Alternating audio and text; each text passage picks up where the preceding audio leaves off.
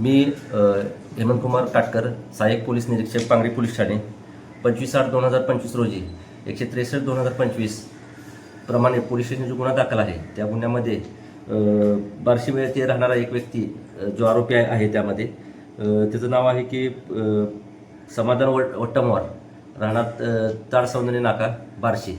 याने बार्शीतील एका व्यक्तीस मी रेल्वेमध्ये नोकरीला आहे असे सांगून त्याला विश्वासात घेऊन त्याच्याकडून 1,71,000 रुपये ऑनलाईन स्वीकारले आणि त्याला त्याची मेडिकल करून त्याला अपॉइंटमेंट लेटर दिलं की रेल्वेमध्ये तो असिस्टंट इंजिनियर म्हणून जॉबला लागलेला आहे. त्यानंतर सदरचा व्यक्ती हा पोलीस स्टेशन आला. त्या आम्ही रेल्वेला त्याची जी अपॉइंटमेंट लेटर होती ती खात्री केली तर ती पूर्ण बोगस होती. त्यानंतर सदर आरोपी ताब्यात घेऊन चौकशी केली असता ते रेल्वेमध्ये कोणत्याही प्रकारचा नोकरीला नव्हता. त्याप्रमाणे पोलीस स्टेशन फिर्यादीला दिलेल्या तक्रारीवरून पोलीस स्टेशन गुन्हा दाखल करण्यात आलेला आहे. आरोपीला अटक केल्यानंतर आरोपीच्या घरातून लॅपटॉप, टी व्ही, लॅपटॉप आणि प्रिंटर असे परत स्टॅम्प रेल्वेचे अशा वस्तू जप्त करण्यात आलेल्या आहेत.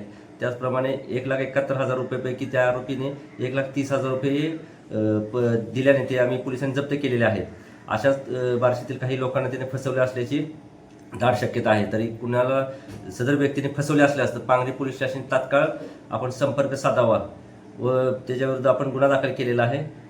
तरी असे रेल्वेमध्ये नोकरी लावतो म्हणून कोणाला जर काही आमिष दाखवून पैसे घेतले असतील तर तात्काळ पांगरी पोलिसांना संपर्क साधण्यात यावा. आतापर्यंत आणखीन काही साखळी असण्याची शक्यता आहे का वाटते का? ह्यामध्ये आम्ही रेल्वेचे RPFचे क्राईमचे PS आहेत सिंग साहेब, त्यांना ते पण पोलीस स्टेशनला त्यांना बोलवण्यात आलं होतं. त्यांच्याकडून आपण खात्री केलेली आहे. रेल्वेतल्या कोणत्याही अद्यापर्यंत या घटनेशी संबंधित व्यक्तीचे नाव आम्हाला कळालेलं नाही आणि यातले जे साक्षीदार आहेत त्यांच्याकडे चौकशी चालू आहे. आत्तापर्यंत 10 ते 12 लोकांना याने फसवल्याची शक्यता आहे. परंतु अद्याप पोलीस स्टेशनला काही लोक हजर झालेले नाहीत. त्यांचे आम्हाला जे फोन नंबर मिळत आहेत त्यावरून आम्ही त्यांना संपर्क साधत आहोत आणि ते आल्यानंतर त्यांची तक्रार नोंदवून घेतली जाते. या 12 पैकी बार्शीतले किती आहेत? आता बार्शीतील फक्त एकच जो फिर्यादी आहे तो आम्हाला मिळालेला आहे. धाराशिवमधील 1, 2 ते 3 लोक आहेत त्यांनाच कळवण्यात आलेलं आहे. तिथे गणपती असल्यामुळे आलेले नाहीत. ते 2-3 दिवसात येतात पोलीस स्टेशन.